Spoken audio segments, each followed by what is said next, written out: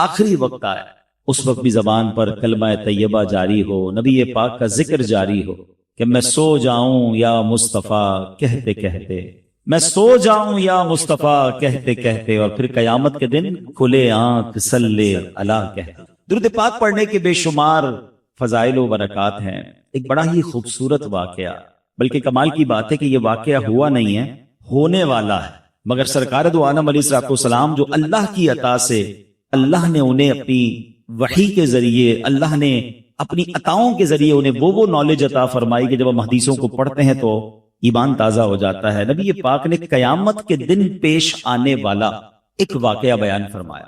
آقا علیہ السلام فرماتے ہیں قیامت کا دن ہوگا، حضرت آدم علیہ السلام سبز لباس پہنے عرش الہی کے سائے میں تشریف فرما ہوں گے، اور دیکھ رہے ہوں گے کہ ان کی اولاد میں سے کس کس کو جنت میں لے جایا جا رہا ہے، کس کس کو دوزخ میں لے جایا جا رہا ہے۔ آپ ابو البشر ہیں، سب کے والد ہیں، تو ہم سب ان کی اولاد میں سے ہیں۔ ہمیں جو آدمی کہا جاتا ہے نا، اس کی وجہ ایک یہ ہے کہ ہم حضرت آدم کی اولاد سے۔ وہ قیامت کے دن دیکھ رہے ہوں گے کہ میری اولاد میں سے کون کون جنت میں جا رہا ہے، کون کون دوزخ میں جا رہا ہے۔ اتنے میں حضرت آدم علیہ السلام کی نظر پڑے گی کہ جناب رسول اللہ صلی اللہ تعالی علیہ وسلم کا امتی، اسے فرشتے جہنم کی طرف لے جا رہے ہیں۔ حالانکہ آپ کی امت میں اور بھی، آپ حضرت آدم کی اولاد میں تو بہت سارے نبیوں کی امتیں ہیں، مگر جب سرکار دو عالم علیہ السلام کا امتی جہنم کی طرف جا رہا ہوگا تو حضرت آدم علیہ السلام پکاریں گے یا احمد، یا احمد، نبی پاک کو پکاریں گے۔ سبحان اللہ، نبی پاک علیہ السلام کو جیسے ہی یہ آواز ملے گی، سرکار دو عالم علیہ السلام حضرت آدم علیہ السلام کے پاس پہنچیں گے اور فرمائیں گے لبیک یا ابو البشر، اے ابو البشر فرمائیے کیا فرمانا ہے۔ تو حضرت آدم علیہ السلام کہیں گے کہ یہ آپ کا امتی ہے، فرشتے اسے جہنم کی طرف لے جا رہے۔ نبی پاک علیہ السلام فرماتے ہیں کہ جب میں یہ سنوں گا تو میں حضرت آدم علیہ السلام کی صدا سن کر فرشتوں کے پاس جاؤں گا، اور آقا فرمائیں گے اے میرے رب کے فرشتوں ٹھہر جاؤ۔ فرشتے عرض کریں گے یا رسول اللہ صلی اللہ علیہ وسلم، ہم تو محکوم ہیں، ہمیں جو آرڈر ہوتا ہے ہم وہ کرتے ہیں، ہم اللہ کی نافرمانی تو نہیں کرتے، ہمیں یہ حکم ملا ہے تو ہم فرشتے اس کو لے کر جہنم میں جا رہے ہیں۔ تو اب نبی پاک علیہ السلام اپنے مبارک ہاتھوں سے اپنی داڑھی کو پکڑ کر عرش الہی کی طرف رک کر کے عرض کریں گے اے میرے رب، کیا تو نے مجھ سے وعدہ نہیں فرمایا کہ میری امت کے معاملے میں مجھے غمگین نہیں کرے گا؟ پیار تو دیکھیں، اپنی امت سے محبت تو دیکھیں۔ آقا خود فرما رہے ہیں کہ میں رب کی بارگاہ میں عرض کروں گا اے رب، تو نے مجھ سے پرومس نہیں کیا کہ میری امت کے بارے میں مجھے غمگین نہ فرمائے گا۔ اب فرشتوں کو حکم دیا جائے گا اطیعوا محمدا، محمد علیہ السلام کی فرما برداری کرو۔ یہ حکم ملتے ہی کیا ہوگا؟ اعلیٰ حضرت امام اہل سنت اپنے ایک شعر میں لکھتے ہیں چھوڑ کر مجھ کو فرشتے کہیں محکوم ہے۔ اب تو حکم آرڈر بجا لانے کا حکم مل گیا نا، چھوڑ کر مجھ کو فرشتے کہیں محکوم ہیں ہم، حکم والا کی نہ تعمیل ہو زہرا کیا ہے۔ حضور آپ کا حکم نہیں مانیں گے تو کس کا مانیں گے؟ اب نبی پاک فرمائیں گے کہ اس بندے کو پھر میزان عمل پر لاؤ، اعمال تولے گئے ہوں گے، رزلٹ اناؤنس ہو گیا ہوگا، گناہ زیادہ ہوں گے، جہنم میں جانے کا فیصلہ ہو گیا ہوگا، مگر آقا فرمائیں گے پھر میزان پر، پھر اس کی اعمال تولو۔ اب جب اس کے اعمال تولے جائیں گے تو نبی پاک علیہ السلام فرماتے ہیں میں اپنی جیب سے ایک کاغذ کا ٹکڑا نکالوں گا اور اس کی نیکیوں کے پلڑے پر رکھ دوں گا۔ جس کے گناہ زیادہ ہیں، نیکیاں کم ہیں، آقا فرماتے اب میں اپنی جیب سے ایک ٹکڑا نکالوں گا کاغذ کا اور اس کے نامہ اعمال میں نیکیوں کے پلڑے پر رکھ دوں گا۔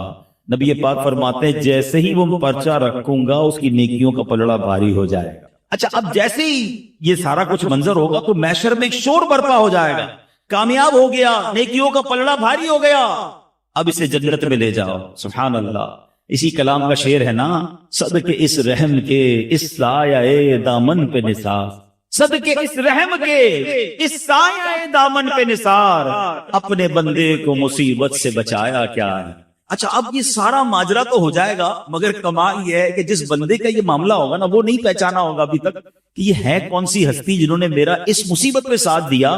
آرڈر ہو چکا ہے، جہنم فرشتے لے جا رہے ہیں، انہوں نے آ کر انٹرسپٹ کیا، میری نیکیوں کا پلڑا بھاری کیا، میرا جنت کا آرڈر نکل آیا۔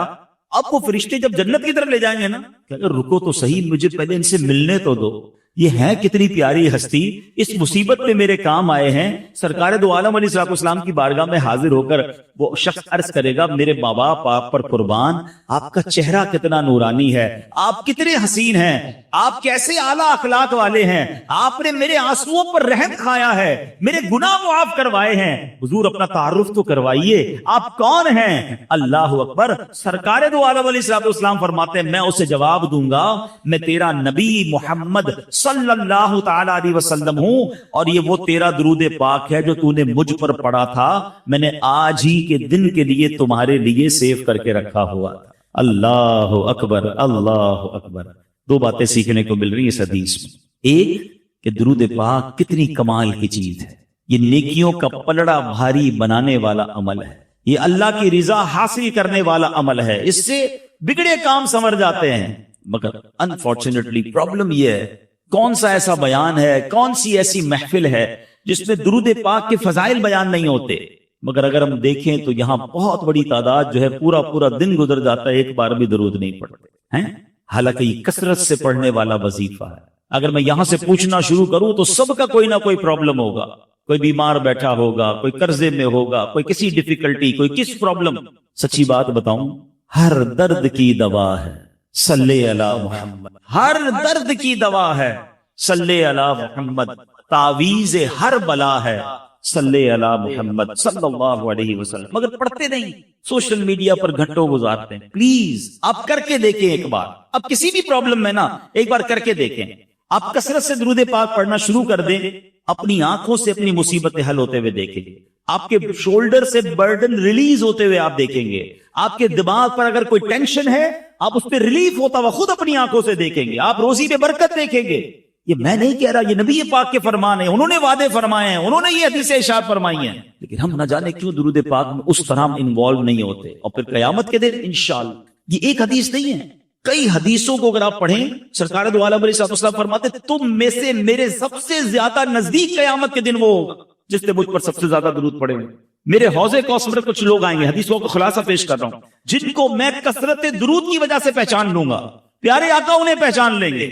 نبی پاک کہیں فرما رہے ہیں کہ میں اپنے ساتھ جنت میں لے جاؤں گا جو درود پاک کثرت سے پڑھنے والے ہوں گے، تو کیوں نہ ہم درود پاک کثرت سے پڑھیں؟ تو اے میرے پیارے اسلامی بھائیوں، پہلی نیت تو آج کے اجتماع میں یہ کر لیں کہ انشاءاللہ اب روزانہ کثرت سے درود پاک پڑھیں۔ ایک بار محبت کے ساتھ پڑھ لیں، صلو علی الحبیب صلی اللہ تعالی علی محمد صلی اللہ علیہ وسلم۔ اس حدیث سے ایک اور جو خوبصورت بات سیکھنے کو ملی کہ سرکار دو عالم علیہ الصلوۃ والسلام قیامت کے دن کس طرح اپنے امتیوں کی شفاعت فرمائیں، کس طرح تلاش کر کر کے گناہگاروں کی بخشش کروائیں گے، یعنی کتنا پیار ہے انہیں کہ اس دن جب ساری دنیا کے لوگ جمع ہوں گے، سرکار دو عالم علیہ الصلوۃ والسلام کو اپنے امتیوں کا خیال ہو۔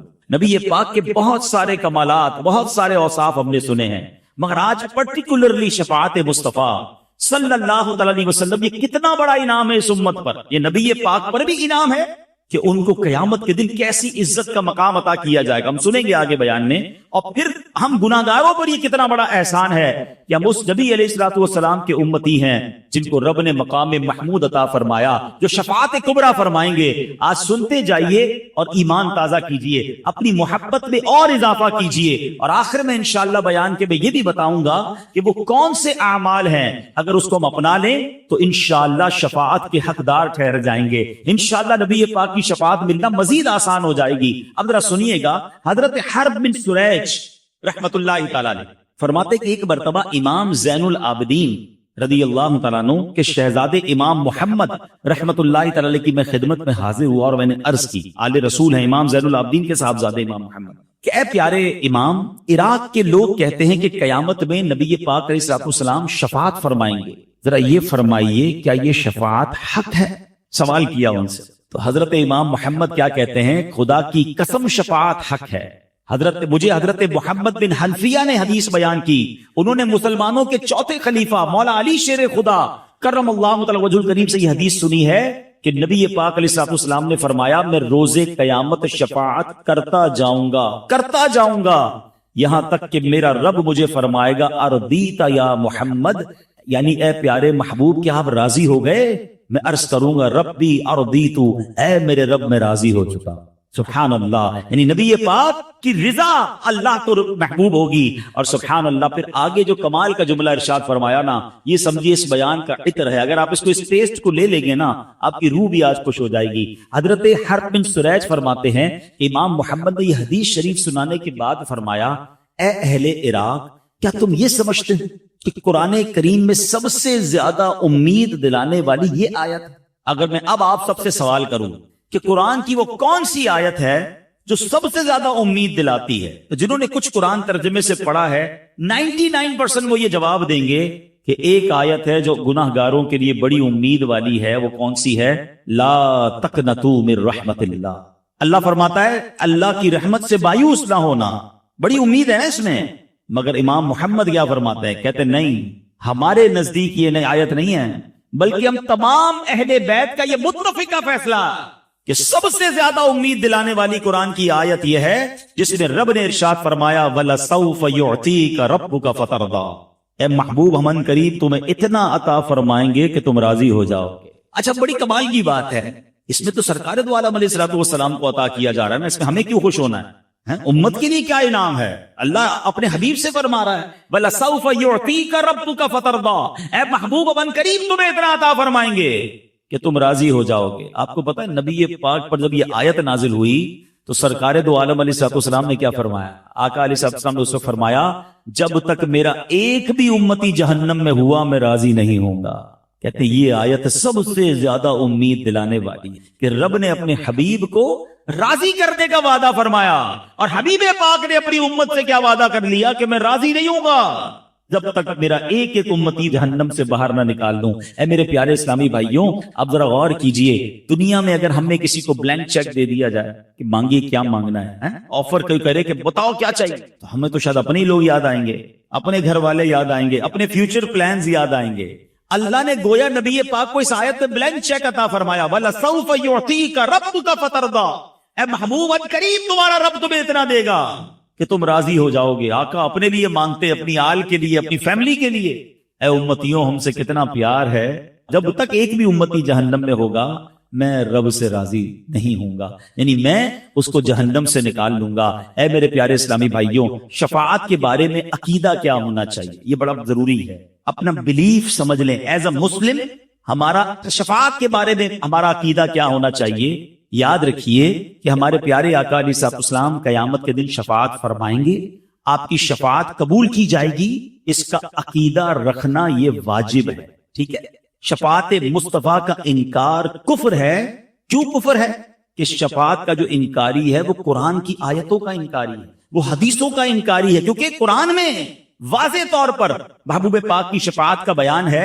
اب میں چند قرآن پاک کی آیتیں اور چند حدیثیں بیان کرتا ہوں کہ کہاں کہاں نبی پاک کی شفاعت کا بیان ہے. ایک تو یہی آیت وَلَسَوْفَ يُعْطِيكَ رَبُّكَ فَتَرْضَىٰ. اے محبوب ان قریب تمہارا رب تمہیں اتنا دے گا کہ تم راضی ہو جاؤ گے. اور نبی پاک کا یہ فرمانا کہ جب تک ایک امتی بھی جہنم میں ہوا میں راضی نہ ہوں گا، یہ پہلی آیت. اب دوسری سنیے، اللہ کریم ارشاد فرماتا ہے 26ویں پارے میں سورہ محمد آیت نمبر 19، ارشاد ہوا وَاسْتَغْفِرْ لِذَنبِكَ وَلِلْمُؤْمِنِينَ وَالْمُؤْمِنَاتِ.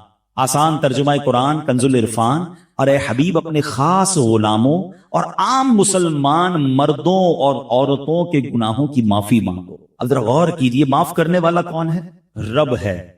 جس نے معاف کرنا ہے وہ خود ہی نبی پاک کو کیا فرما رہا ہے کہ اپنی امت کے لیے مجھ سے استغفار کر لو تاکہ میں ان سب کی بخشش فرما دوں. اب بتائیے کیا نبی پاک رب کا کوئی فرمان ٹال سکتے ہیں؟ اس کا مطلب یہ ہوا کہ رب ہی نے فرمایا ہے کہ اے محبوب اپنی امت کی مجھ سے سفارش کرو، ان کے لیے استغفار کرو. تو قرآن کی یہ آیت بھی بتا رہی ہے کہ نبی پاک کو شفاعت کا حق عطا فرمایا، شفاعت کا تحفہ عطا فرمایا گیا. اور سبحان اللہ، اب آئیے پارہ 15 سورہ بنی اسرائیل آیت نمبر 79 میں ارشاد ہوتا ہے عَسَىٰ أَن يَبْعَثَكَ رَبُّكَ مَقَامًا مَحْمُودًا. کتنی خوبصورت آیت ہے. اللہ فرماتا ہے قریب ہے کہ آپ کا رب آپ کو ایسے مقام پر فائز فرمائے گا کہ جہاں سب تمہاری حمد کریں گے۔ مقام محمود کیا ہے؟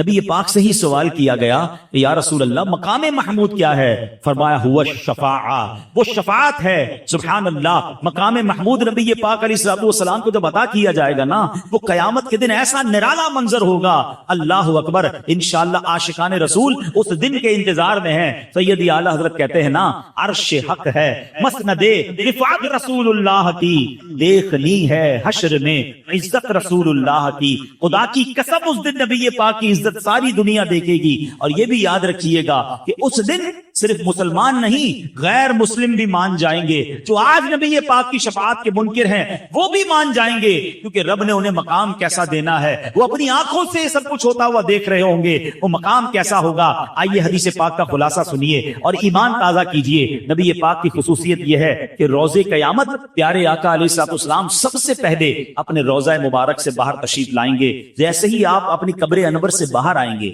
قبر سے تو سارے لوگ قیامت کے دن نکلیں گے نا، مگر فرسٹ آف آل سب سے پہلے جو اپنی قبر مبارک سے نکلیں گے وہ رسول پاک علیہ الصلوۃ والسلام ہوں گے۔ اور جیسے ہی اپنے روضے سے آپ باہر نکلیں گے 70,000 فرشتے تعظیم اور احترام کے لیے حاضر ہو جائیں گے۔ کیا شاندار پروٹوکول ہوگا نبی پاک علیہ الصلوۃ والسلام کا۔ پھر آپ کی خدمت میں براق پیش کیا جائے گا، جنتی سواری پیش کی جائے گی، جس پر سوار ہو کر آپ میدان محشر کو تشریف لائیں گے۔ اللہ اکبر۔ اب سنیے نبی پاک کے فرمان، ایمان تازہ ہو جائے گا۔ آقا فرماتے انا سید ولد آدم یوم القیامہ، قیامت کے دن میں تمام اولاد آدم کا سردار ہوں گا۔ ایک روایت میں فرمایا انا اولہم خروجا، قیامت کے دن سب سے پہلے میں ہی اپنی قبر انور سے باہر تشریف لاؤں گا۔ وانا قائدہم اذا وفدوا، جب سب بارگاہ الہی میں پیش ہوں گے میں سب کا پیشوا ہوں گا۔ وانا خطیبہم اذا انصتوا، جب سارے لوگ خاموش ہو جائیں گے کسی میں جرت نہیں ہوگی بات کرنے کی، میں خطیب ہوں گا۔ وانا مستشفعہم اذا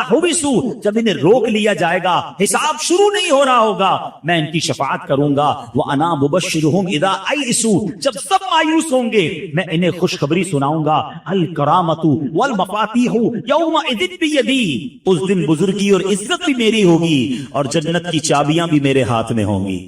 وَأَنَا أَكْرَمُ وَلَدِ آدَمَ عَلَى رَبِّي، اور میرے رب کریم کی بارگاہ میں تمام اولاد آدم سے بڑھ کر میری عزت ہوگی۔ فرمایا اس روز 1000 خادم میرے گرد اس طرح ہوں گے جیسے بکھرے ہوئے موتی ہوتے ہیں۔ حدیث پاک میں فرمایا بِيَدِي لِوَاءِ الْحَمْدِ، قیامت کے دن حمد کا پرچم میرے ہاتھ میں ہوگا۔ تحت آدم ومن دونه، حضرت آدم اور ان کی اولاد میں جو ہیں سب کے سب میرے اس پرچم کے نیچے ہوں گے۔ اللہ اکبر۔ اب ذرا غور کیجئے اللہ نے کیسا مقام عطا فرمایا ہوگا۔ یاد رکھیے جب یہ مقام محمود دیکھیں گے اپنے تو اپنے پرائے بھی مانیں گے، مگر اس دن کا ماننا کام نہ آئے گا کہ اس دن تو وہ دیکھ کر مانیں گے نا۔ ارے ماننا آج ہے، عزت آج کرنی ہے، عقیدہ آج مضبوط کرنا ہے۔ یہی بات تو سیدی اعلی حضرت لکھتے ہیں کہ آج لے ان کی پناہ، آج مدد مانگ ان سے، آج لے ان کی پناہ، آج مدد مانگ ان سے، پھر نہ مانیں گے قیامت میں اگر مان گیا۔ قیامت میں تو غیر مسلم بھی مان جائیں گے جب ایسا مقام دیکھیں گے۔ اب تصور کیجئے وہ کیسا دن ہوگا، زمین تانبے کی ہوگی، لوگ اپنے پسینے میں ڈبکیاں کھا رہے ہوں گے، انتظار ہوگا کہ ختم نہیں ہو رہا ہوگا۔ کبھی گرمی کے اندر ہمیں کوئی 5-10 منٹ باہر کھڑا کر دے اور کہے جناب 10 منٹ رکیے اور 10 منٹ بعد آئیے گا، وہ 10 منٹ نہیں کٹتے ہیں کیونکہ پسینے سے بندہ شرابور ہو جاتا ہے، بندہ فوراً کوئی سایہ ڈھونڈتا ہے، مگر اس دن اللہ کے عرش کے سوا کوئی سایہ نہ ہوگا۔ اب کیا ہوگا جب بہت گرمی لگے گی، بہت ٹائم گزر جائے گا تو اہل محشر آپس میں مشورہ کریں گے کہ کچھ تو کرو، کسی سے تو بات کرو، حساب کتاب ہی شروع ہو جائے۔ کھڑے کھڑے جناب گرمی میں سارے تھک گئے، اب جناب سب مل کر حضرت آدم علیہ السلام کے پاس جائیں گے۔ جب حضرت آدم کے پاس جائیں گے نا تو جا کر کہیں گے اے ابو البشر، آپ سب سے پہلے دنیا میں آئے ہیں، آپ اللہ کی بارگاہ میں سفارش کریں اور ہمارے اس مصیبت سے ہماری نجات دلائیں۔ کیا ہوگا؟ حضرت آدم کہیں گے نفسی نفسی اذهبوا الى غیری، آج جیسا رب نے غضب کیا ہے پہلے ایسا غضب کبھی نہ کیا ہوگا، کسی اور کے پاس جاؤ۔ یہ سارے محشر کے لوگ ڈھونڈتے ڈھونڈتے حضرت نوح علیہ السلام کے پاس پہنچیں گے۔ اے نوح، آپ آدم میں ثانی ہیں، آپ اللہ کی بارگاہ میں، آپ نجی اللہ ہیں، آپ اللہ کی بارگاہ میں ہماری سفارش کریں۔ آپ فرمائیں گے اذهبوا الى غیری نفسی نفسی، آج رب نے جیسا غضب کیا ایسا پہلے کبھی نہیں کیا۔ اہل محشر پھر تلاش کرتے ہوئے حضرت ابراہیم کے پاس آئیں گے، آپ تو خلیل اللہ ہیں، اللہ کے دوست ہیں، آپ اللہ سے عرض کریں، وہ بھی کہیں گے اذهبوا الی غیری۔ اس کے بعد حضرت عیسیٰ علیہ السلام کے پاس آئیں گے، وہ بھی منع کر دیں گے۔ آخر اہل محشر کہیں گے ہمیں کوئی راستہ تو بتا دیں، کوئی کلو تو دے دیں، ہم جائیں تو کس کے پاس جائیں؟ جب یہ سب گھوم پھر کر حضرت عیسیٰ کے پاس آئیں گے نا، حضرت عیسیٰ کہیں گے ایک ہی شخصیت ہے جو آج مدد کرتے، وہ اللہ کے آخری نبی ہیں، وہ رحمت للعالمین ہیں، جناب رسول اللہ صلی اللہ علیہ وسلم کے پاس چلے جاؤ، آج وہ تمہاری مدد کریں گے، انہی کے ہاتھ میں شفاعت کا دروازہ ہے۔ اللہ اکبر۔ اب یہ اہل محشر جب حضرت جناب رسول اللہ صلی اللہ علیہ وسلم کے پاس آئیں گے تو میرے آقا علیہ الصلوۃ والسلام یہ نہ کہیں گے اذهبوا الی غیری، آقا فرمائیں گے انا لہا انا صاحبکم، آؤ میرے غلاموں، آج میں اسی دن کے لیے ہوں۔ سبحان اللہ۔ اسی منظر کو کس خوبصورت انداز میں مولانا حسن رضا خان صاحب لکھتے ہیں نا، وہ لکھتے ہیں کہیں گے اور نبی اذهبوا الی غیری، کہیں گے اور نبی اذهبوا الی غیری، میرے حضور کے لب پر انا لہا ہوگا، میرے حضور کے لب پر انا لہا ہوگا، دکھائی جائے گی محشر میں شان محبوبی کہ آپ ہی کی خوشی آپ کا کہا ہوگا۔ اب کیا ہوگا ذرا سنیے، نبی پاک کے پاس جب اہل محشر پہنچیں گے نا تو اب نبی پاک سجدہ کریں گے۔ پہلے ذرا یہاں رک جائیں، ایک اور خوبصورت سوال، very beautiful question, relevant question دماغ میں آتا ہے کہ یہ حدیثوں کے ذریعے پتہ تو چلے گیا کہ شفاعت تو نبی پاک نے کرنی ہے، آخری نبی علیہ الصلوۃ والسلام نے کرنی ہے، تو ہم تو نہیں جائیں گے پھر حضرت آدم کے پاس، ہم تو نہیں جائیں گے حضرت نوح کے پاس، ہم تو سارے مل کر پہلے ہی پہنچ جائیں گے۔ ہم نے KDA میں بیان سنا تھا، ہمیں پتا تھا حدیث میں یہی ہے کہ آخر میں جانا رسول پاک علیہ الصلوۃ والسلام کے پاس ہے، تو ہم ڈائریکٹ چلے جائیں گے۔ علماء کہتے ہیں ٹھیک ہے، حدیثوں میں یہ سارا تصور اور ساری بات بتا دی گئی ہے، مگر اس دن اہل محشر سارے ہی بھول جائیں گے، سب یہ کام کریں گے، اور اس کی ایک ریزن ہے، اس کی ایک وجہ ہے۔ اس کو ایک اور لاجک سے سمجھ لیں، ہم سب کو قبر کے سوالات پتہ ہیں اور سب کو جوابات بھی پتہ ہیں، تو بندہ بولے مسئلہ ہی کوئی نہیں، اب تو پیپر آؤٹ ہو گیا، مرنے کے بعد قبر میں جائیں گے، پوچھا جائے گا مر ربو کا، میں کہہ دوں گا اللہ رب ہے، ماں دینوں کا کہوں گا اسلام دین ہے، ماں کن کا تقول فی حق ھذا الرجل، جب پیارا سا چہرہ دکھایا جائے گا کہہ دوں گا یہ رسول اللہ، آسان ہو گیا نا، پیپر آؤٹ ہے، پھر کیسے فیل ہوں گا؟ علماء کہتے ہیں حدیثوں میں سوال بھی بتا دیے، جواب بھی بتا دیے، مگر جواب وہی دے گا جس سے رب راضی ہوگا، جس کے اعمال اچھے ہوں گے، ورنہ وہ بھول جائے گا۔ تو یہ محشر کے دن یہ سارا پروٹوکول کیوں کیا گیا؟ اے ہائے، جب بات سمجھ رہا ہے نا، عشق کی گتھی سلجھ جائے تو بریلی کے تاجدار سلجھاتے ہیں۔ امام اہل سنت نے کمال کر دیا، ایک شعر میں سارا فلسفہ بیان کر دیا۔ وہ کہتے ہیں خلیل و نجیل، مسیح و صفی، سبھی سے کہیں بھی بنی، سب کے پاس گئے نا، کئی بات بنی، حضرت ابراہیم کے پاس گئے، حضرت موسیٰ کے پاس گئے، حضرت عیسیٰ کے پاس گئے، حضرت آدم کے پاس گئے، اتنا گھومے، کوئی بات بنی کہ نہیں؟ خلیل و نجیل، مسیح و صفی، سبھی سے کہیں بھی بنی، یہ بے خبری، یہ خلق پھری کہاں سے کہاں تمہارے لیے، یہ ساری خلق کو، یہ ساری مخلوق کو جو پھرایا گیا ہے، یہ حضور آپ کے لیے پھرایا گیا۔ اور کیوں پھرایا گیا؟ یہ سارے محشر کا جو مقصد ہے کیا ہے جناب؟ بہت ایزی تھا، پیدا ہوتے جب قبر سے باہر نکلتے سب کے ہاتھ میں رپورٹ کارڈ پکڑا دیا جاتا، رپورٹ تو پہلے ہی تیار ہے نا، کہ رامن کاتبین نے لکھا ہوا ہے کہ ہم نے کیا کیا اعمال کیے ہیں، کتنی نیکیاں، کتنے گناہ۔ قبر سے نکلتے کہا جاتا گناہ زیادہ ہے، تم جاؤ جہنم میں، تمہاری نیکیاں جاؤ جنت میں۔ یہ اتنا بڑا محشر سجایا گیا، کہیں پل صراط، کہیں جناب میزان عمل، کہیں حوض کوثر۔ اللہ اکبر، سبحان اللہ۔ شاعر کہتے ہیں فقط اتنا سبب ہے انعقاد بزم محشر، there is only one reason، ایک ہی وجہ ہے یہ محشر کا میدان سجانے کے لیے، فقط اتنا سبب ہے انعقاد بزم محشر کا، آقا تمہاری شان محبوبی دکھائی جانے، بتانا ہے کہ میرے محبوب کا مرتبہ کیسا ہے، جس نے یہاں رسول پاک کی محبت کو دل میں تھاما، جس نے یہاں ان کی سچی غلامی اختیار کی، اس کی شفاعت ہونی ہے، اس کی مغفرت ہونی ہے۔ ساری زندگی نمازیں پڑھی، ساری زندگی روزے رکھے، مگر عشق رسول نے دل میں نہیں ہے، اس کا کچھ نہیں بننا ہے۔ جمعے کے خطبے میں ایک جملہ بار بار آپ نے سنا ہے، شاید ہزاروں بار سنا ہوگا، الا لا ایمان لمن لا محبت الا، الا لا ایمان لمن لا محبت الا۔ سنا ہے نا؟ کبھی اس کا معنی سمجھنے کی کوشش کی؟ اس کا مطلب کیا ہے؟ سن لو، اس کا ایمان نہیں جس کے دل میں نبی پاک سے محبت کے بغیر کچھ بھی نہیں ہے، وہاں کام آنی ہے۔ اب کیا ہوگا جب آقا کے پاس یہ اہل محشر پہنچیں گے نا، تو نبی پاک کیا کریں گے؟ ذرا سنیے گا، ایک تاریخی سجدہ ہوگا، قیامت کے دن ایک تاریخی سجدہ ہوگا، اور وہ سجدہ جب نبی پاک فرمائیں گے نا، آج میں اور آپ سجدہ کریں، کوئی اٹھاتا ہے سجدے سے؟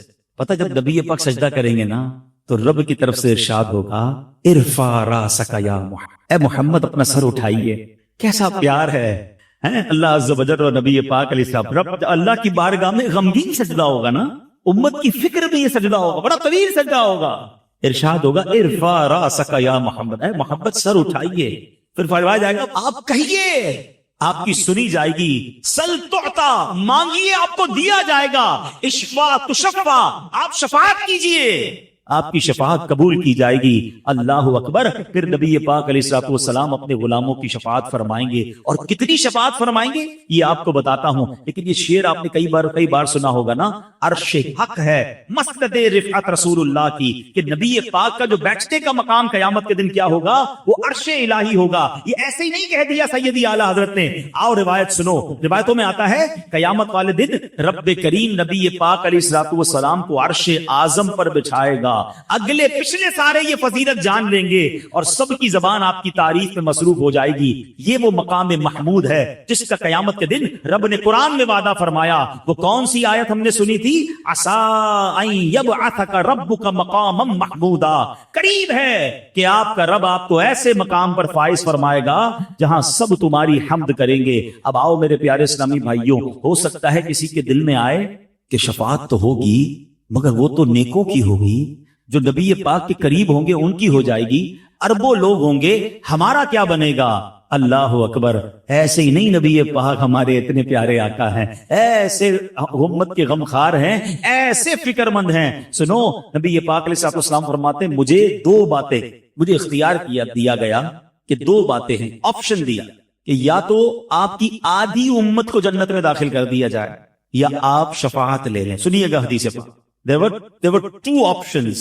یا تو half of your امت will go in Jannah, آپ کی آدھی امت بخش دی جائے, یا آپ شفاعت لے لیں. نبی پاک فرماتے میں نے شفاعت کو حاصل کر لیا, کیونکہ وہ اس سے زیادہ برکت والی ہے, اس میں گنجائش زیادہ ہے. یعنی میں اپنی ساری کی ساری امت کو بخشوا لوں.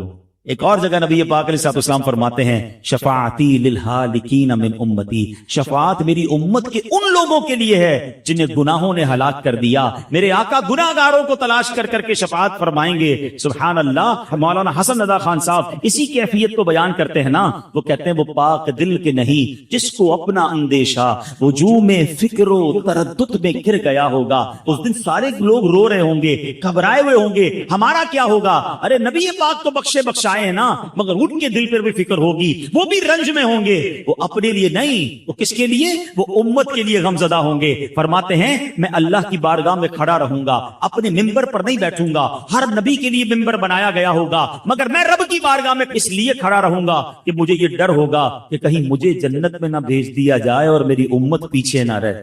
آپ سمجھ رہے اس بات؟ میں اور آپ تمنا کیا کر رہے ہیں کہ قیامت کے دن جلدی جلدی جنت میں بھیج دیے جائیں. نبی پاک فرماتے مجھے یہ خوف ہوگا کہ کہیں مجھے جنت میں نہ بھیج دیا جائے, میری امت پیچھے نہ رہ جائے.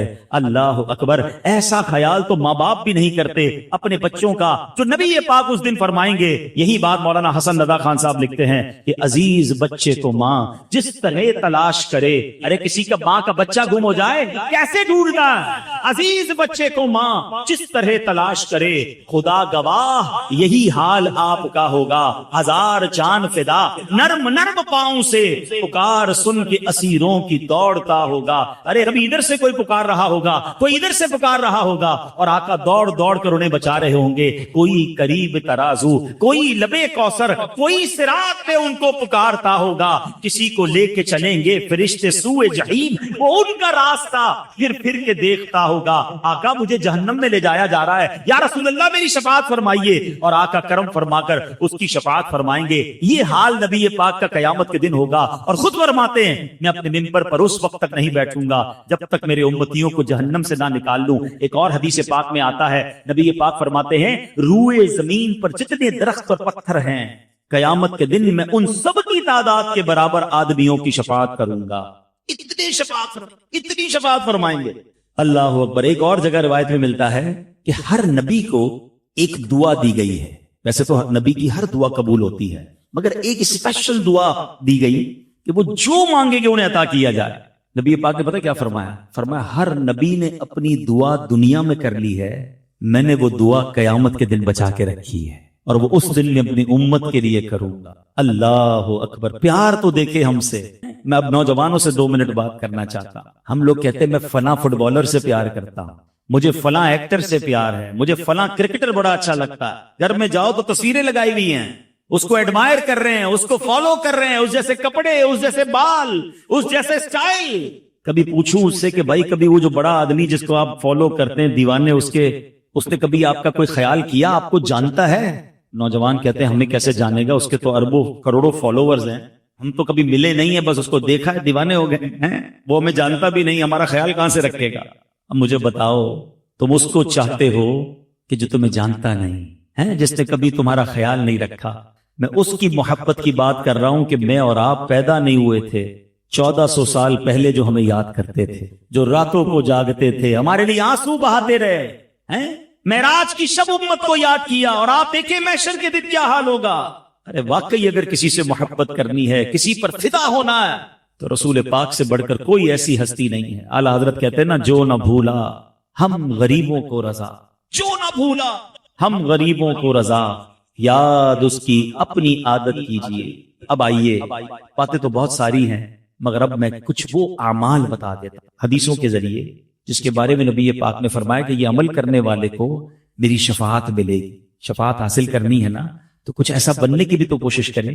پیارے آقا فرماتے قال لا الہ الا اللہ خالصا من قلبہ. ایک دن نبی پاک سے حضرت ابو ہریرہ نے پوچھا, یا رسول اللہ قیامت کے دن آپ کی شفاعت کی سعادت کون پائے گا, کون آپ کی شفاعت حاصل کر سکتا؟ کتنا خوبصورت جواب دیا, قال لا الہ الا اللہ خالصا من قلبہ. فرمایا جس نے دل کے اخلاص کے ساتھ کلمہ طیبہ پڑھا ہوگا وہ شفاعت کا حقدار ہے. مبارک ہو, ہم سب مسلمان ہیں, مگر اب ایمان کی حفاظت بھی کرنی. ہاں, یہ ون وے ٹریفک نہیں ہے. The most growing religion on earth, اس وقت دنیا میں سب سے تیزی سے اسلام پھیل رہا ہے. لیکن ایک بات یاد رکھیے کہ ایسا نہیں ہے کہ کوئی مسلمان اسلام سے پھر نہیں سکتا. قرآن کیا کہتا ہے, یا ایھا الذین آمنوا اتقوا اللہ حق تقاتہ ولا تموتن الا وانتم مسلمون. اے ایمان والو, اللہ سے ڈرو جیسا کہ ڈرنے کا حق ہے, اور مت مرنا نہیں مگر مسلمان. دیر از اے بگ کوسچن. شروع میں کہا جا رہا ہے ایمان والو, تو ایمان والو تو موت پہ مرے گا. ہمارا تو کانسیپٹ یہی ہے نا کہ بھائی مسلمان ہو گیا, اب کیا ہے, اب تو انشاءاللہ ایمان کے ساتھ جائیں گے. نہیں, قرآن اب وارن کر رہا, ولا تموتن الا وانتم مسلمون, مت مرنا مگر مسلمان. It means there is some type of doubt کہ ایمان مرنے سے پہلے چھینا جا سکتا ہے. آپ کو پتا ہے سرکار دو عالم علیہ السلام کے صدقے ہمیں ایمان ملا ہے نا. نعت میں پڑھتے نا, تیرے صدقے میں آقا سارے جہاں کو دین ملا. مگر وہ کیا دعا کرتے, یا مقلب القلوب ثبت قلبی علی دینک. اے دلوں کو پھیرنے والے, میرے دل کو اپنے دین پر ثابت قدمی عطا فرما. تو پلیز 2 باتیں کرنی, ایک تو ایمان کی فکر کرنی ہے, ایمان کی حفاظت کے لیے دعا کرے. کچھ تھوڑی سی فکر, آپ کی قیمتی گاڑی ہے, قیمتی موبائل ہے, قیمتی اشیاء ہے, اس کی حفاظت کی فکر کرتے ہو. سب سے زیادہ قیمتی کیا ہے میرے اور آپ کے پاس, وہ ایمان ہے. اور ایمان بہت سارے طریقوں سے چھن سکتا. ایک تو یہی ہے کہ بندہ دعا کرے. اس کی وجہ کیا ہے کہ ہمارا سب سے بڑا دشمن کون؟ قرآن کہتا ہے انہ لکم عدو مبین, شیطان اوپن اینیمی. قرآن کہتا ہے. تو یہ شیطان پتہ کیا چاہتا ہے, الٹیمیٹ گول شیطان کا کیا ہے کہ وہ تو جہنم میں جائے گا, بے ایمان ہے. وہ چاہتا ہے میں ان کا بھی ایمان کسی طرح چھین لوں اور یہ بھی میرے ساتھ جہنم. تو اب اس کے پلانز ہیں, اس پلانز کو سمجھنا ہوگا.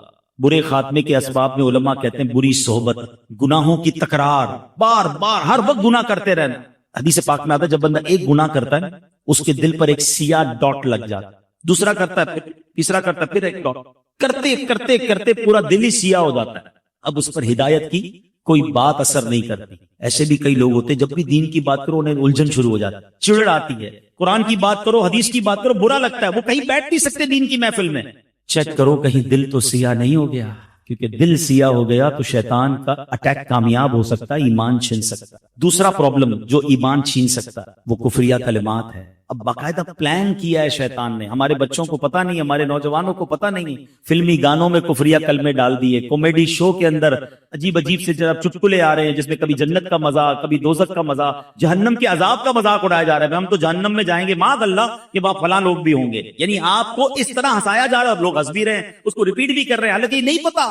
ان تمام چیزوں میں ہماری ایک لمٹ ہے, ہم اس لمٹ کو کراس کریں گے تو دائرہ اسلام سے خارج ہو سکتے ہیں. تو ہمیں ان تمام چیزوں کا علم, بری صحبتوں سے بچنا, بولتے سے پہلے خیال کرنا, ہر جگہ بولنا نہیں ہوتا، ہر بات میں آپ اپنی لب کشائی نہیں کر سکتے. بہرحال یہ ٹاپک تو بہت لمبا ہے، لیکن میں ایک مشورہ دے دیتا ہوں پھر اگلے ٹاپک پر آتا ہوں. ایک کتاب میں آپ کو سجیسٹ کرتا ہوں، one of the beautiful book on that subject, بلکہ میں کہوں کہ صدیوں میں ایسی کتاب نہیں لکھی گئی ہے. اللہ سلامت رکھے امیر اہل سنت فاؤنڈر آف دعوت اسلامی مولانا الیاس قادری صاحب کو. کتاب کا نام ہے کفریہ کلمات کے بارے میں سوال و جواب. آپ بلیو کریں ایک بار اس کتاب کو پڑھ لیں، کہتے نا ذہن کی کھڑکیاں کھل جائیں گی کہ یار یہ جملے تو مذاق میں کہہ رہے ہوتے ہیں، ہم تو دوستوں پہ بیٹھ کے کہہ رہے ہوتے ہیں، ہمیں پتہ ہی نہیں ہے. مگر وہ جملے بعض اوقات زبان سے نکلتے ہیں جو بندے کو ایمان سے خارج، یہ شاکی پلان کر کے داخل کیے گئے ہماری گفتگو میں، ہمارے محاوروں میں، ہمارے جناب فلموں ڈراموں کے اندر. ایمان کی فکر کریں. ولا تموتن الا وانتم مسلمون، مت مرنا مگر مسلمان. اب بھی ہو سکتا ہے کسی کے ذہن میں خیال آئے کہ یار یہ مولانا صاحب نئی بات لے آئے، بھائی یہ کہاں ایمان کیسے ختم ہوگا، بھائی مسلمان ہیں، مسلمان ہو کے بھی ایمان سے جائیں گے. اعلیٰ حضرت نے 100 سال پہلے ایک بات سمجھائی تھی، سونا جنگل رات اندھیری، چھائی بدلی کالی ہے، سونے والو جاگتے رہیو چوروں کی رخوا. آج ہو کیا گیا ہے کہ قرآن کی انٹرپریٹیشن کرنے، حدیث بیان کرنے، دین بیان کرنے نت نئے لوگ آ رہے ہیں جو کہیں سے علم دین سیکھا نہیں ہے، چند کتابیں پڑھ لی، چند لاجکس پڑھ لی اور لوگ ان کی باتیں سن رہے ہیں. اور یہی تو وہ ایمان کے ڈاکو ہیں کہ جو آپ کے دل میں ایک ایسی سوئی چبو دیں گے کہ کسی کو اولیاء کرام سے دور کریں گے، کسی کو صحابہ سے دور کریں گے، کسی کو علماء سے دور کریں گے. الٹیمیٹ گول یہ ہے کہ انہیں اسلام سے دور کرنا ہے. آپ کی پہلے بنیادیں ہلکی ہوں گی نا، جب آپ اولیاء سے بھی دور، صحابہ سے بھی دور، علماء سے بھی دور ہو جائیں گے، اینڈ آف دا ڈے اسلام سے بھی دور ہو جائیں گے. یہ پلان ہے، آپ لوگ سمجھ نہیں رہے اور انہیں سنی جا رہے ہیں. تو ہمیں دین بھی ان سے سیکھنا ہے جو باقاعدہ سرٹیفائیڈ عاشق رسول علماء کرام، تاکہ ہمارے دین کی اساس مضبوط رہے. کبھی آپ نے یہ کیا کہ آپ کا گھر بنانا ہو اور آپ کہیں یار ڈاکٹر دوائی بڑی اچھی دیتا ہے، جب جاتا ہوں علاج ٹھیک ہو جاتا ہے، چلو گھر بھی اسی سے بنا لیتا ہوں. آپ کہیں گے نہیں یار ڈاکٹر اچھا ہے مگر بلڈر نہیں ہے. ایک بلڈر سے گھر بنایا، اس نے گھر بہت اچھا بنایا، اس نے گھر بڑا اچھا بنایا، بقرعید میں جانور بھی اسی سے کٹوا لیتا ہوں. کہ نہیں یار وہ کسائی تھوڑی ہے، وہ بلڈر ہے. تو یو نو کہ جس کا جو کام ہے وہ اس سے سیکھتے ہیں، تو دین بھی اس سے سیکھے نا، کہ جو دین کا ایکسپرٹ، جس کی جو مرضی سوشل میڈیا پر آ کر بیان شروع کیا، ہم نے سننا شروع کیا اور کنفیوز ہونا شروع کیا. یہی تو پلان ہے کہ کہیں کوئی کوشش کر رہا ہے ان کے دل سے عشق رسول نکال دیں، کوئی کوشش کر رہا ہے اولیاء کی محبت نکال دیں، کوئی کوشش کر رہا ہے صحابہ کی محبت نکال دیں، کوئی چاہتا ہے اہل بیت امام حسین کی محبت دل سے نکالے. سارے پلانز ہیں. دیکھیے ہمیشہ کوئی نہیں کہے گا اللہ کی محبت دل سے نکالو، کوئی نہیں کہے گا اسلام سے پھر جاؤ. وہ پہلے آپ کی بنیادیں کاٹ رہے ہیں کہ ایک ایک کر کے یہ ساری بنیادیں کٹیں، آخری الٹیمیٹ گول ایمان ہے. تو پلیز ان چالوں کو سمجھیے. اعلیٰ حضرت نے کہا تھا آنکھ سے کاجل صاف چرا دیں، یہاں وہ چور بلا کے تیری گٹھڑی تاکی ہے اور تو نے نیند نکالی. آنکھ سے کاجل کون چرا سکتا ہے؟ اتنے شاطر ہیں کہ کاجل بھی چوری ہو جائے گا، آنکھ کو پتہ بھی نہیں چلے گا. یا یہی ہو رہا ہے کہ دین کے نام پر ایمان چھیننے کی کوشش ہو رہی ہے، بٹ نوبڈی کیئر. ایسا نہ کریں. علماء کرام سے مربوط رہیں، عاشقان رسول علماء کرام کی صحبت اختیار کریں، انشاءاللہ ایمان مضبوط رہے گا. اور باتیں تھیں مگر میں ایک عشق والی بات پر اب اپنا بیان ختم کرتا ہوں. شفاعت حاصل کرنی ہے نا، تو ایک ایسی جگہ ہے جہاں چلے جاؤ شفاعت واجب ہو جائے. آقا فرماتے من زار قبری وجبت لہ شفاعتی، جس نے میرے روضے کی زیارت کی اس پر میری شفاعت واجب ہو. آئے ہائے، یہ وہ دربار ہے جہاں جاؤ تو شفاعت واجب ہو جاتی. اچھا مدینے کی زندگی بھی نرالی، مدینے کی موت بھی نرالی. آقا فرماتے تم میں سے جس سے ہو سکے مدینے میں مرے، کہ جو مدینے میں مرے گا میں اس کی شفاعت کروں. ادھر کی موت بھی نرالی. اعلیٰ حضرت کہتے ہیں نا طیبہ میں مر کے ٹھنڈے چلے جاؤ آنکھیں بند، سیدھی سڑک یہ شہر شفاعت نگر کی. تو مدینے جایا کی. اور یاد رکھیے، اس کی تڑپ رکھیے، اس کی دعا کیجئے، اس کی التجا کیجئے. اگر کوئی مجھے غریب سن رہا ہے نا اور اب دل میں یہ خیال آ رہا ہے کہ یار مدینے تو امیر جا سکتے ہیں، اتنے سارے پیسے، پاسپورٹ، ٹکٹ، تو یہ آپ کی بھول ہے. مدینہ پیسے سے نہیں جاتا. ہاں میں نے اربوں پتی دیکھے ہیں، ساری دنیا دیکھی ہے، مدینہ نہیں دیکھی. اور کئی غریب دیکھے ہیں جن کے پاس رہنے کو گھر نہیں ہے. آقا نے کئی بار انہیں مدینہ دکھا دیا. کہاں کا منصب، کہاں کی دولت، قسم خدا کی ہے یہ حقیقت، جنہیں بلایا ہے مصطفیٰ وہی مدینے کو جا. مدینے جانے کے بہانے ڈھونڈا کر، ہاں مدینے نہ جانے کے بہانے نہیں ڈھونڈا کر. لوگ کہتے ہیں یار ابھی ذرا کاروبار سیٹ ہو جائے، تھوڑی بچی کی شادی ہو جائے، فلاں کام اٹکا ہے، جیسے ٹھیک ہوگا پھر جاؤں گا عمرہ کرنے، پھر جاؤں گا حج کرنے، پھر جاؤں گا مدینے. اعلیٰ حضرت کہتے ہیں نا پھر نہ کروٹ لی مدینے کی طرف، پھر نہ کروٹ لی مدینے کی طرف. ارے چل جھوٹے بہانے، وہاں کے لیے تو بہانہ تلاش کرے. آپ کو مثال کے طور پر کوئی پلاٹ پسند آ جائے، آپ گھر کی کوئی چیز بیچ کے پلاٹ لے لیتے ہیں. کوئی گاڑی خرید رہی ہے، بندہ کہتا ہے زیور بیچ لو گاڑی لینا ہے. مدینے کے لیے بھی ایسے ہی کیا کرو، کچھ آگے پیچھے کرنا بھی پڑے نا چلے جایا کرو مدینے. ہاں، اور یہ نہ سوچو یہ کام سدھرے گا پھر جاؤں گا، یہ کام نپٹے گا پھر جاؤں. ارے ادھر جاؤ، سارے کام نپٹتی ادھر سے ہیں. مٹتے ہیں جہاں بھر کے آلام مدینے میں، بگڑے ہوئے بنتے ہیں سب کام. میں نے امیروں سے زیادہ سخی غریبوں کو دیکھا. کچھ غریب تو کمال کرتے ہیں، اور صحیح بتاؤں جیسا غریب مدینے پہنچتا ہے نا اس کا صدقہ مل جائے. میں کئی ایسے غریبوں کو دیکھا. ایک بار میں نے ایک سے پوچھا، میں نے کہا یار مدینے آئے ہو کیسے آئے؟ کہتے جوڑ کے جو کچھ تھا نا سب خرچ کر دی. میں نے کچھ بھی نہیں، بولے کچھ بھی نہیں، جو تھا کچھ چیزیں تھی وہ بھی بیچ دی. میں نے کہا وہ کہتے لینے آیا ہوں، خالی کر کے آیا ہوں، اب لینے آیا ہوں. اور اس گلی میں آیا ہوں کہ اس گلی کا گدا ہوں میں جس میں مانگتے تاجدار پھرتے. یہ کمال کرتے ہیں، یہ سب کچھ ختم کر کے پہنچ جاتے ہیں مکے مدینے. اب بھر کے آتے ہیں. امیر یہی سوچتا رہتا ہے 3 لاکھ کا ٹکٹ ہو گیا، 50,000 کا ویزا ہو گیا، ابھی اتنے، حالانکہ کروڑوں لاکھوں روپے ادھر ادھر خرچ ہو رہے ہوں گے. مکے مدینے حج کا خرچہ ہی چبھ رہا ہوتا ہے.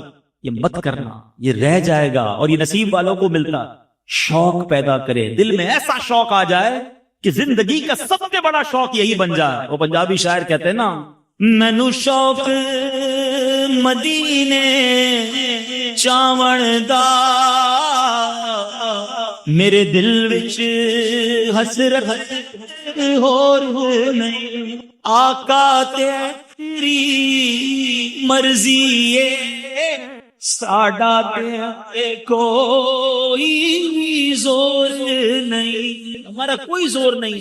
کروڑوں روپے ہوں آپ کے پاس، اگر بلاوا نہیں تو نہیں جا سکتے. بس مانگتے رہیں، عرض کرتے رہیں. اور خدا کی قسم دنیا میں کئی شہر ہیں جو آپ 2 4 5 بار کے بعد دیکھنا نہیں چاہتے. بندے کی فیوریٹ جگہ بھی ہونا، بندہ کہتا ہے دیکھ ہی یار اب کہیں اور چلو. کتنی بار جائیں اس ملک میں، کتنی بار جائیں اس شہر میں، مگر مدینہ وہ شہر ہے کہ 1000 بار دیکھے جی نہیں بھرتا. بلکہ سچی بات یہ، جس نے جتنا دیکھا ہے نا وہ اتنا تڑپتا ہے. نہ دیکھنے والا بھی تڑپ رہا، دیکھنے والا زیادہ تڑپ. شربت دید نے ایک آگ لگائی دل میں، تپش دل کو بڑھایا ہے بجھانے میں. کیسی گلیاں اور کیسی فضائیں ہیں. صحابہ نے تو نبی پاک کی خوشبو سونگی تھی نا. آقا کے جسم سے مشک سے زیادہ خوشبو پیاری آتی تھی. اور صحابہ کرام گلی کے کنارے کھڑے ہو کر پہچان لیتے تھے کہ نبی پاک یہاں سے گزرے ہیں. مگر سچی بات یہ ہے 1450 سال ہو گئے. کسی عاشق رسول کی آنکھوں پر پٹی باندھے، ہاں اس کو مدینے لے جائیں، بتائیں نا کہاں لے جا رہے ہیں. اگر وائرس نہیں ہے نا ناک میں، پہلے آیا تھا نا کووڈ وائرس، سونگنے کی صلاحیت ختم ہو گئی تھی. اگر اب بھی کچھ لوگوں کے عجیب عجیب وائرس ہوتے ہیں، عشق رسول ہے. اگر عشق رسول ہے تو پھر کیا ہوگا؟ آنکھوں پہ پٹی باندھ کر مدینے لے جائیں، وہ بتائے گا. عرصہ ہوا طیبہ کی گلیوں سے وہ